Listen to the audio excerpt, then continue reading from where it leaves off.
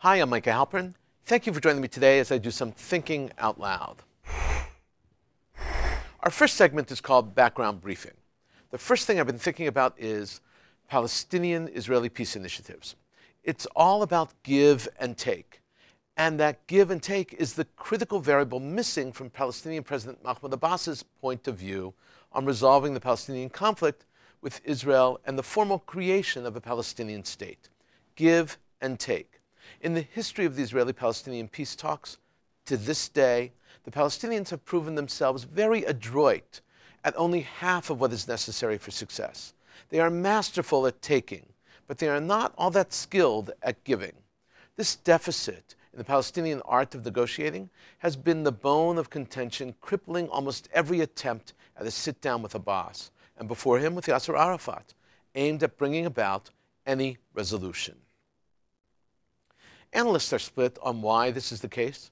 Some assert that the failure to find a solution is intentional and Abbas simply does not want to end the game. Others place the blame on Israel, asserting that Israel has not sweetened the pot enough for the Palestinian leadership to save face and repulse anti-peace trends in the Arab world. Still others claim that signing an agreement with Israel is tantamount to a death warrant for any Palestinian leader.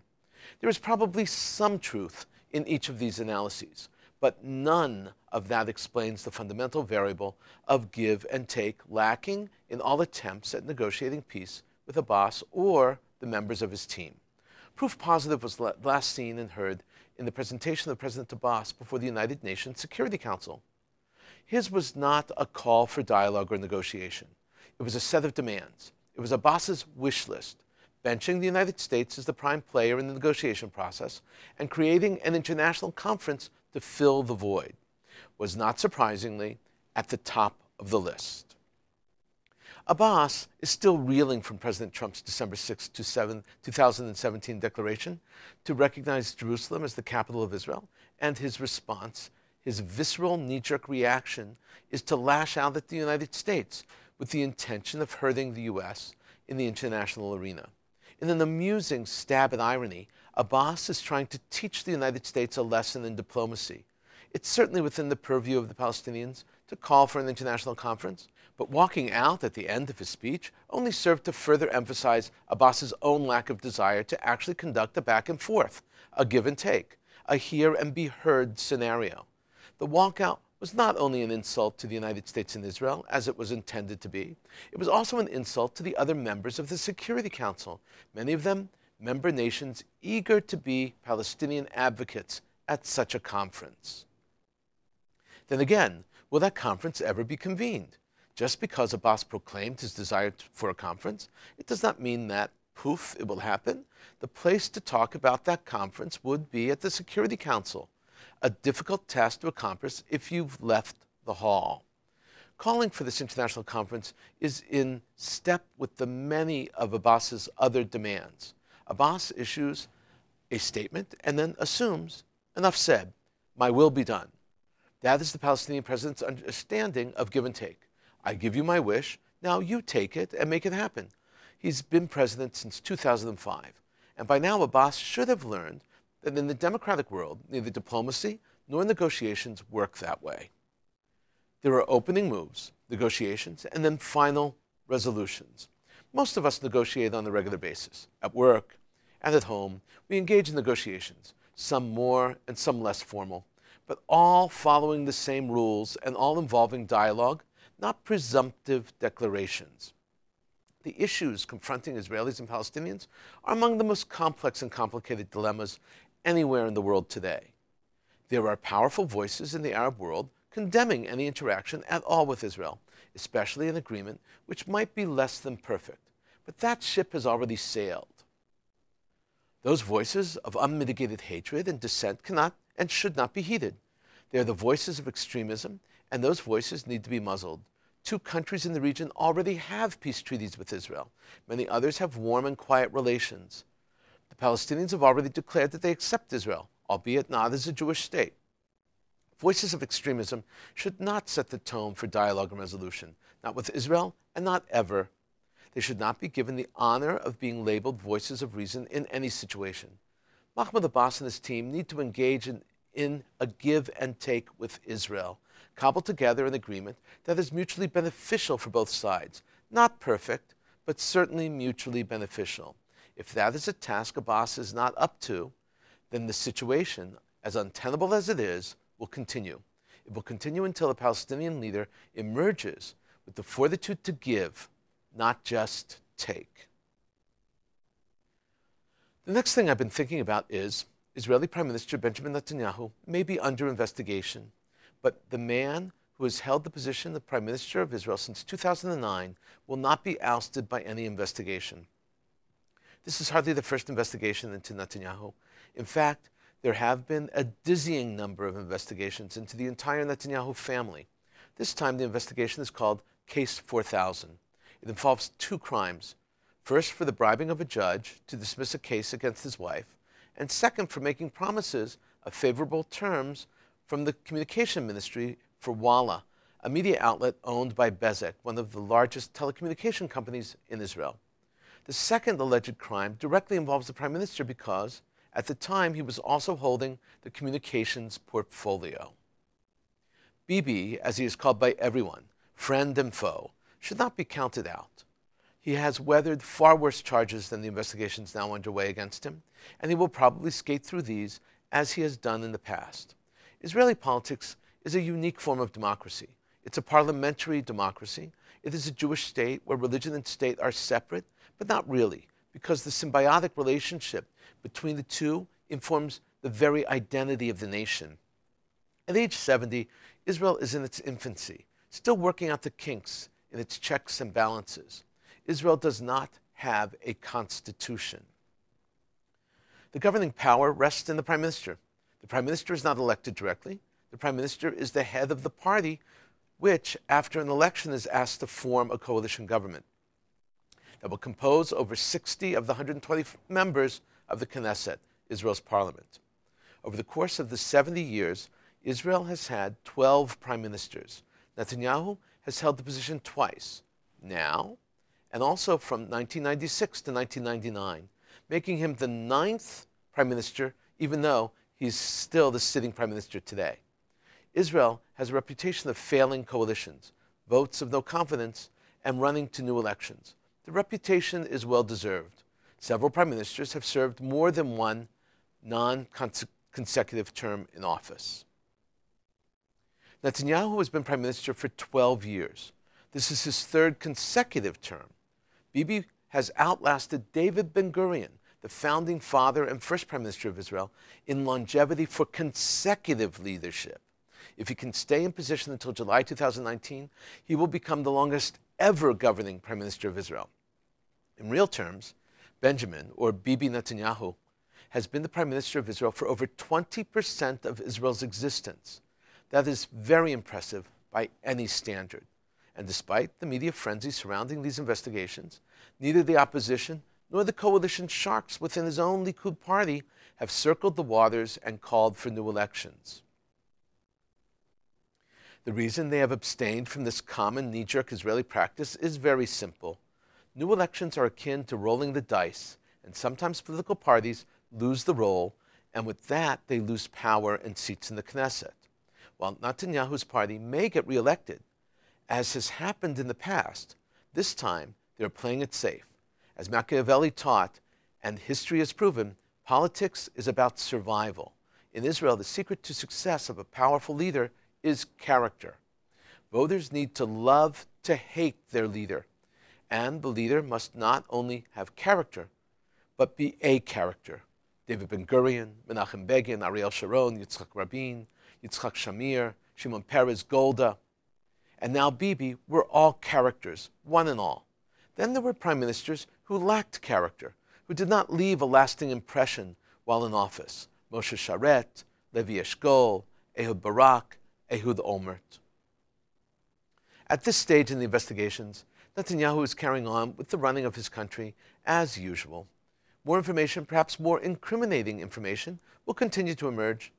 There may be, indeed, corruption in the ranks, but it will be very hard to link that corruption to the Prime Minister himself. To paraphrase Frank Herbert, the novelist and author of Dune, power does not corrupt, rather it attracts the corruptible. Part of the Israeli narrative is an almost biblical inclination to pursue justice. But this case has turned that inclination sour. The public has lost faith in the judicial system and the way they have handled this investigation. At this point, most evidence is hearsay. The prosecution cannot indict the Prime Minister unless they have a slam-dunk case with incontrovertible hard evidence directly linking Netanyahu to bribery. Testimony and emails suggesting that actions taken were at the will of the Prime Minister is not enough for a conviction. Bibi Netanyahu is a survivor. He is too smart to have left a trail linking him to illegal acts. Coming up next, points of view. Here's what some important voices have been talking about. I just want to speak about one column today. It's by Bret Stephens, and it was published in the New York Times on February 23rd, online, and February 24th in print. In both cases, the title is, "Don't Count Bibi Out Yet." An aside, it is extremely unusual that the titles of print and online versions of columns and articles ever are the same. Bret Stephens is a weekly columnist for the New York Times. He was lured away from the Wall Street Journal. Before that, he was the editor-in-chief and columnist at the Jerusalem Post. The point of his column is, Bibi is not in trouble. This is how he begins. If you follow the news from Israel, you might surmise that Benjamin Netanyahu's days as prime minister are numbered. The police recommend that he be charged on multiple counts of bribery, fraud, and breach of trust. Fresh charges may yet be brought in additional investigations. A former top aide to Netanyahu agreed this week to serve as a witness against him. Press reports suggest a man clinging to power. Don't be so sure. If an election were held tomorrow, Bibi, as Netanyahu is universally known in Israel, and his Likud party would likely win. According to recent polls, roughly half of Israelis think the prime minister should quit, but that's down from 60% in December. Netanyahu has no intention of resigning, even if the Attorney General chooses to indict him. The Likud rank and file remain loyal to their leader. His coalition partners may detest him, but for now they see greater political advantage in a wounded prime minister than in a fresh one. Besides, Bibi has been, for Israelis, a pretty good prime minister. Some indicators. Stephens now explains that things are good in Israel. The economy is excellent, up 30% since 2009. Diplomacy, better than ever in history. Security is improved. In 2002, for instance, there were over 400 Israelis murdered in terror attacks, while in 2017, fewer than 24. Stephens admits that this is not very important to non-Israelis. This is how he writes it. None of this makes much of an impression on non-Israelis. Diaspora Jews were infuriated last year by the government's backtracking on the plan to let men and women pray together at the Western Wall. Israel's bad decision to forcibly deport African migrants has stirred additional and warranted indignation. Stephens now explains that there is really no alternative on the left to Bibi, that the left was destroyed by the Palestinians. Stephens writes, Israel's political left was not destroyed by Netanyahu. It was obliterated. One Palestinian suicide bombing, rocket salvo, tunnel attack, and rejected statehood offer at a time. Bibi's long tenure of office is the consequence, not the cause of this. Specifically, it is the consequence of Israel's internalization of the two great lessons of the past 30 years. First, that separation from the Palestinians is essential in the long term. Second, that peace with the Palestinians is impossible in the short term. The result is a policy that amounts to a type of indefinite holding pattern, with Israel circling a runway it knows it cannot yet land on, even as it fears running out of gas. Stephens concludes by saying that Bibi is here to stay because he is so good at what he does. In Bret Stephens' words, the risks here are obvious, but it's hard to imagine that any other sort of approach, which is why any successor to Netanyahu will have to pursue essentially identical policies, policies whose chief art will consist in fending off false promises of salvation. There's a long Jewish history of this. For all of his flaws, few have done it as well as Bibi, which is why he has endured and will probably continue to do so. Coming up, commentary through cartoons, where pictures tell the story. I want to discuss 3 cartoons today. They were all from powerblog.com, and actually they were pictoons, not cartoons. Remember, pictoons are pictures which are often photoshopped and sometimes morphed, but edited and spliced pictures with captions or without to send a message. The great benefit of pictoons is that you don't need to be an artist to do them. You don't need any talent. You don't need to draw. You just need to be able to cut and paste. This first is a very funny depiction of Obama and his presidential portrait. It was published on February 13, 2018. The pictoon is a collection of 12 presidential portraits from very different periods: Reagan, Clinton, Ford, Kennedy, Theodore Roosevelt, George Washington, even Jimmy Carter. And then in the middle is the portrait of Obama. The incongruity is striking. The next two pictoons are direct attacks against the Broward Sheriff's Department and their lack of actions in the horrific school shooting that rocked the United States. They were published both on March 3, 2018. This event shook the Jewish community for so many reasons. The numbers of Jewish victims primary among them. This is just another example that shows that the events of the greater community have a significant impact on the Jewish community. The first pictoon is a Lamborghini race car, decked out as a Broward sheriff's car, with police lights on top and the sheriff's star, with a collection of deputies behind it in formation. The caption reads, "For when you need to drive really fast away from an active shooter." The third and final pictoon was also published, as I said, on March 3rd, and also lampoons the Broward Sheriff's Department. The sheriff's star reads, "Sheriff's Office, Coward County." Inside the star is the head of the Cowardly Lion from The Wizard of Oz, portrayed by Burt Lahr. The obvious parallel is, like the lion in Oz, the sheriff is supposed to fear nothing, but in the end, the two were cowards. In a moment, more of my own perspective and a few predictions. Putin gave his State of the Union address. The speech was filled with pride and power. During the speech, Putin claimed that despite US, Russia is winning the arms race. I want to tell all those who have fueled the arms race over the last 15 years, sought to win unilateral advantages over Russia, introduced unlawful sanctions aimed to contain our country's development, all what you wanted to impede with your policies have already happened. You have failed to contain Russia. Putin also announced that Russia now has a nuclear-powered underwater drone and a hypersonic missile. This hypersonic nuclear-powered missile can travel Mach 5, which is 5 times the speed of sound. It has practically unlimited range. No one in the world has anything like it, he said. It may appear someday, but by that time, we will develop something new. Sounding much like a cartoon character, he said, "No one has listened to us. You will listen to us now." Finally, Putin asserted that Russian weapons will preserve world peace when he said, "We aren't threatening anyone. We aren't going to attack anyone. We aren't going to take anything from anyone. The growing Russian military might will guarantee global peace." A London paper, Ashaq al-Awsat, described in detail the U.S. plan to resolve the Palestinian-Israeli conflict. The paper cites unnamed French diplomats as its source.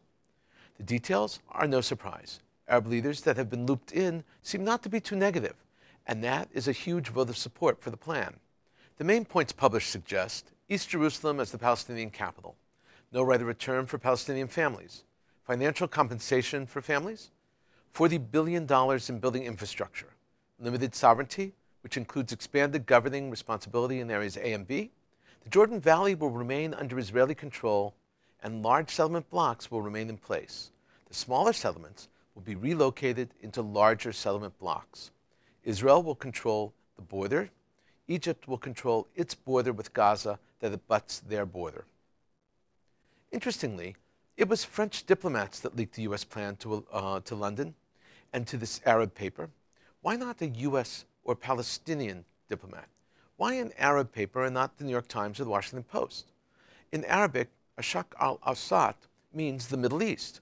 It's owned by a private company, but it's actually owned by the Saudi royal family. The Saudi family has a stake in this deal. The U.S. knows that this deal is very similar to the Saudi plan.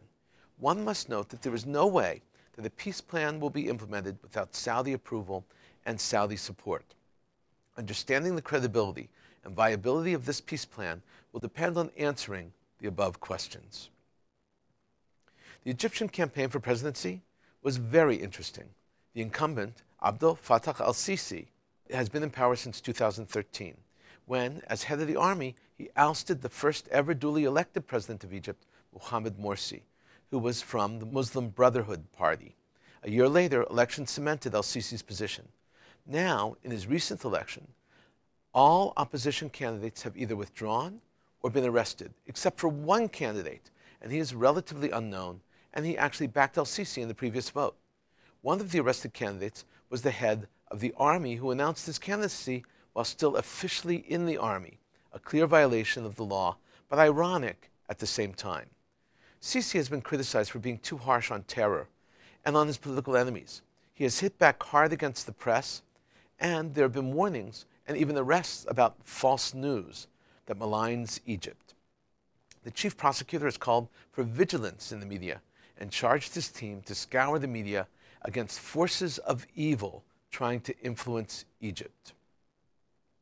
The sole candidate who ran against Egypt's President Abdel Fattah al-Sisi attempted to organize a rally, but no one showed up. About a dozen workers from the campaign of Mustafa Musa carried posters of him about 100 yards in downtown Cairo, stopping well short of the end of their planned march. At least twice as many photographers and cameramen from state and private media documented the march. Musa was the only other candidate on the ballot. He is a little-known politician who supports al-Sisi. He did not even attend his own march and has largely avoided the media. The new Polish law about the Holocaust has begun to make an impact. A Polish group called the Polish League Against Defamation is suing an Argentinian newspaper that Poland claims violated their new law by suggesting that Poland was complicit in the Holocaust. The claim is that the paper Pagina 12, an Argentinian daily, misrepresented Poland in 2017 in December. The paper published a picture of the doomed soldiers, also known as the cursed soldiers or damned soldiers, who fought against the communists during World War II. Pagina 12 ran their picture along with an article about a 1941 massacre of the Jews of Yadevna, during which local Poles murdered 340 Jews. The Germans were complicit in the murder. The picture is clearly a mistake. The Polish group is hoping to slap down any mistakes that are made and set an example for others. We've been thinking out loud about a lot today. Now that you know what I've been thinking, let me know what you're thinking. Email me at micah@jbstv.org. Tweet me at Micah Halpern. Tell me what you think. Before we end, let me leave you with one piquante piece of information. Did you know that the word for politics in English has a remarkable development? In Hebrew, we just use the English word based on the concept of politica. The original Greek word, polis, means affairs of cities. That makes sense because the original states were city-states. When Aristotle's great work, Polis, on politics, was translated into early modern English, they called it politicus. That was from the Latin politicus, which is also used in Middle French, which is politiques. The Greek polis to the Latin politicus is what is important here, because it's now reintroduced into Greek as politikos. All this means the affairs of the citizens. The word citizen in Greek is polites. The word for city is polis. We have the same words as they break down in English, city, and one who lives in a city, which is a citizen. In Hebrew, we simply use the word politica or mediniyut, the affairs of state. Thank you for thinking out loud with me, Micah Halpern. Let's think out loud again next week on JBS.